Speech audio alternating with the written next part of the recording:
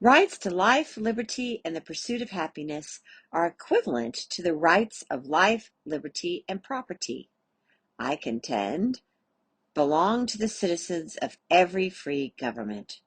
Supreme Court Justice Joseph Bradley.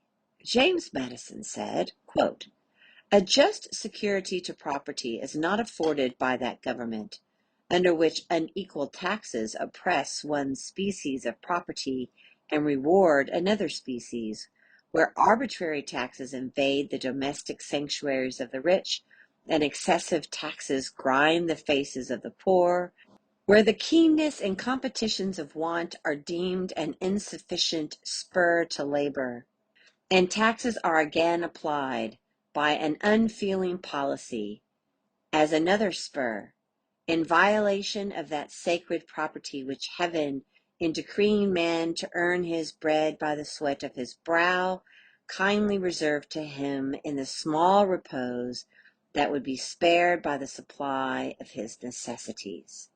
End quote. Property, an essay by James Madison, March 29, 1792. One of the fundamental philosophical tenets of American republicanism in the late 18th and 19th century was the inviolability of rights in property. Influenced by the writings of John Locke on political theory, the definition of property extended not only to material property, but to the status of ownership over oneself. One had natural rights in one's person. The exercise of one such right, labor, would lead to the acquisition of an estate in material property. As James Madison explained in essay number 10 of the Federalist, there is a, quote, "diversity in the faculties of men from which the rights of property originate. The protection of these faculties is the first object of government," end quote. It is these inherent characteristics of mind, body, and talents that government must protect, not handicap. Quote, "From the protection of different and unequal faculties of acquiring property, the possession of different degrees and kinds of property immediately results." End quote. Property in both senses, metaphysical and material, was the source of a person's liberty. In the metaphysical sense, one's property in oneself meant that one was not by nature the slave of another, and that therefore, as a free person, one had certain rights of which one could not be deprived. In the material sense, a sufficient portion of property, especially of land, provided the independence that was necessary for the effective exercise of one's liberty. Further, that independence from others' control must exist broadly within the community to supply the civic virtue needed for republican self-government. Property as so understood was at the basis of human flourishing for the individual and the community.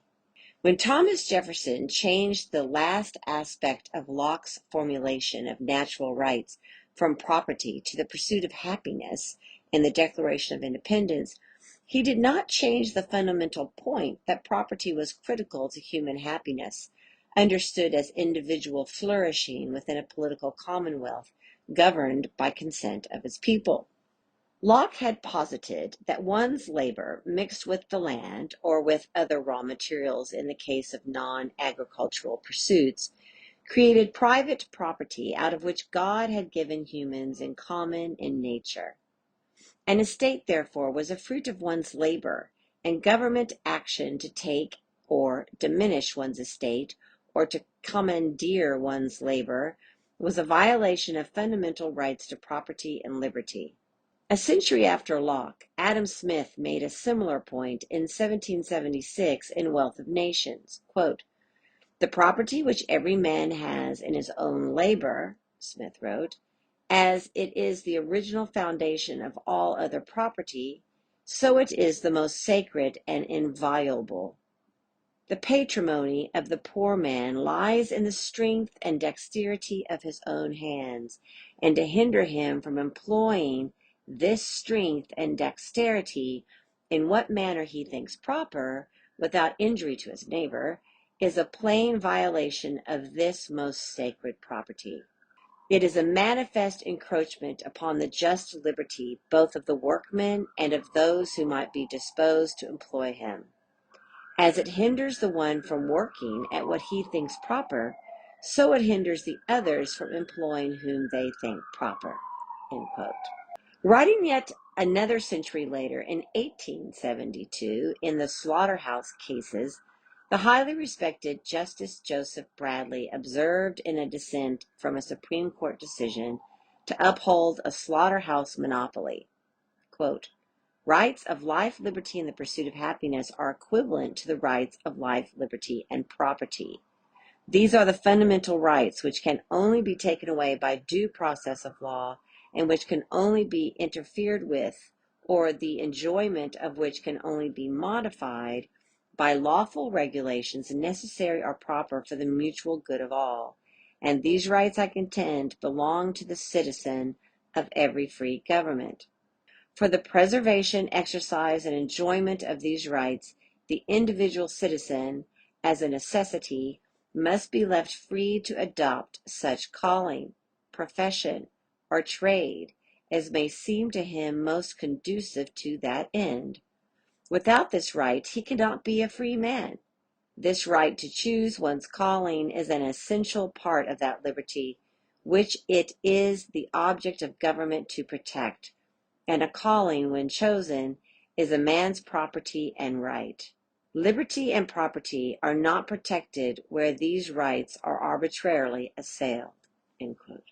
The right to engage in labor of one's choosing and the right to retain the fruits thereof in the form of property are central to one's liberty. Yet experience has shown that governments have threatened these rights repeatedly. Taxation, redistribution of property, especially of land, and abolition of debts have made the most potent threats to security and property.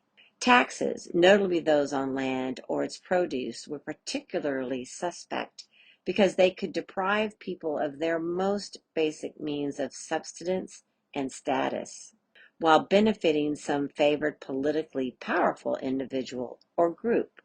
Sounding much like Plato in the Republic about the defects of democracy, John Adams identified the danger in his Defense of the Constitutions of Government of the United States. Although he posited facts appear odd considering his assurances elsewhere about the widespread distribution of property in New England, he argued, quote, "A great majority of every nation is wholly destitute of property, except a small quantity of clothes and a few trifles of other movables. Would Mr. Needham be responsible that, if all were to be decided by a vote of the majority, the 8 or 9 millions who have no property would not think of usurping over the rights of the 1 or 2 millions who have? Property is surely a right of mankind as really as liberty.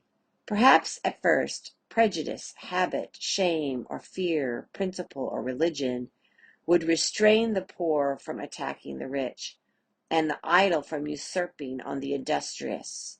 But the same would not be long before courage and enterprise would come, and pretexts be invented by degrees to countenance the majority in dividing all the property among them, or at least in sharing it equally with its present possessors.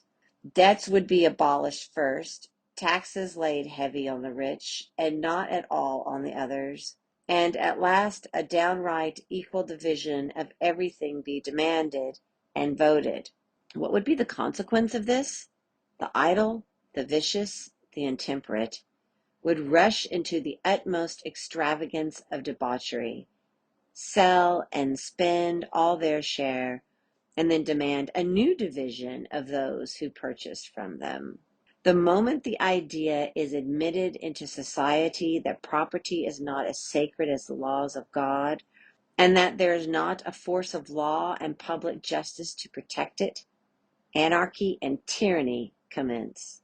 If, quote, "thou shalt not covet," end quote, and "thou shalt not steal," end quote, were not commandments of heaven, They must be inviolable precepts in every society before it can be civilized or made free.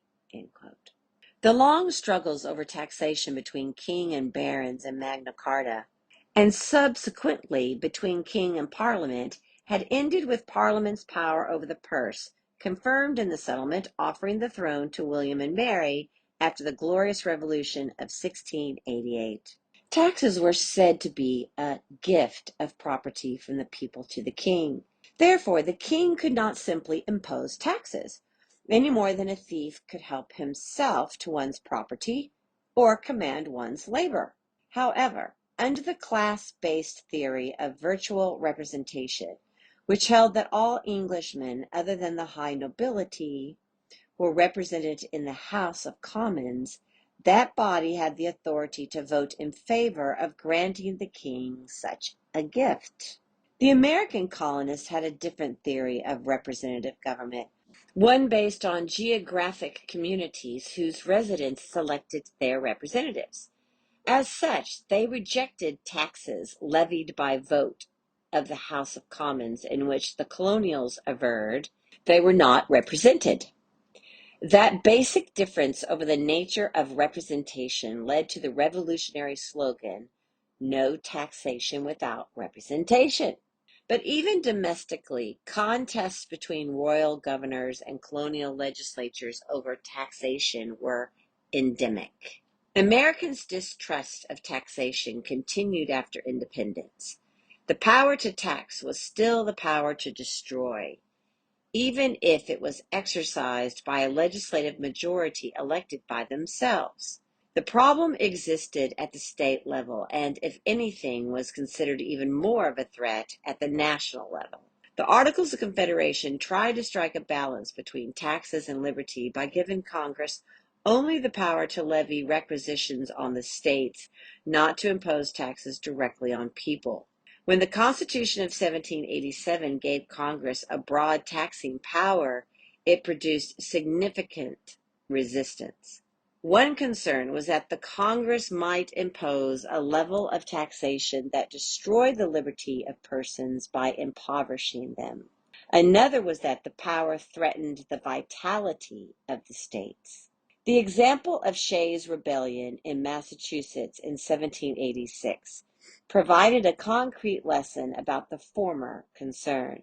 The state legislature, acting on the prompting of Governor John Hancock, had voted expensive programs of repaying the state's war debts at face value, even though the state's notes had depreciated significantly in value. This benefited wealthy speculators in those notes. It also placed a severe burden on the state's finances. However, Hancock refused to collect the taxes the legislature had voted to cover the cost. When he left office, the state's treasury was in dire straits, and that politically unpleasant task fell to his successor, James Bowdoin. The taxes heavily burdened farmers in the western part of the state. The resulting discontent produced statements of grievances, interference with court proceedings, and a loosely organized armed force of debtor farmers, eventually defeated by a volunteer army recruited in the state's eastern counties. Shays' Rebellion frightened many Americans. They were alarmed by exaggerated accounts of Shays' army, especially the report written to George Washington by Henry Knox, the superintendent of war under the Confederation. Washington believed Knox's wild claims, including that Shays intended to march south and to seize and redistribute land. A letter from Abigail Adams to Thomas Jefferson noted that some Shayshites called for an equal distribution of property. Another letter from James Madison to his father asserted that, quote, "An abolition of debts, public and private, and a new division of property are strongly suspected to be in contemplation." End quote. The tumult gave strong impetus to the convening of the Constitutional Convention in Philadelphia. This essay will be continued tomorrow, so don't miss it. And this essay was written by Joerg W. Knipprath. Joerg W. Knipprath is an expert on constitutional law and member of the Southwestern Law School faculty and is a Constituting America Fellow. I am Janine Turner, founder of Constituting America. I and Kathy Gillespie, Constituting America's CEO, thank you for joining us for our 13th annual 90-day study. Our annual studies are entitled 90 plus 90 equals 180. History holds the key to the future because history does hold the key to the future, or as Shakespeare said, the past is prologue. Join us tomorrow. Right back here, same bat channel, same bat time for those of you who are as old as I and watched Batman, the TV show. Don't forget to check out our essays on American exceptionalism. It's our study from last year. If you go to the constitutingamerica.org and scroll down, you'll see the studies and you'll see a little red button that says American Exceptionalism Study. Really good, so that we have 90 days of 90 tools in our toolbox so that we can have a really good civil civic conversation about why America is exceptional. Have a great day. We thank Amanda Hughes for championing these wonderful studies and for Bobby Rodriguez for editing these wonderful essays and sending them out there into the universe. Have a wonderful day.